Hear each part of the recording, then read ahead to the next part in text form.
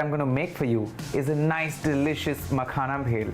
To start with the Makhana Bhel, I'll be taking 2 cups of makhana. To that, I'll add a handful of roasted, preferably unsalted peanuts. Further, I'll add about 2 spoons of tomatoes. We'll add finely chopped onions. I'm going to use a spoonful of onions because I'm not a big fan myself. Then I'll add half a spoon of green chutney, and finally a spoonful of tamarind chutney. Then you'll have to start mixing the makhana, the peanuts, the chutney, the tomatoes, the onions. Once you have mixed all the ingredients together, you can squeeze half a lemon.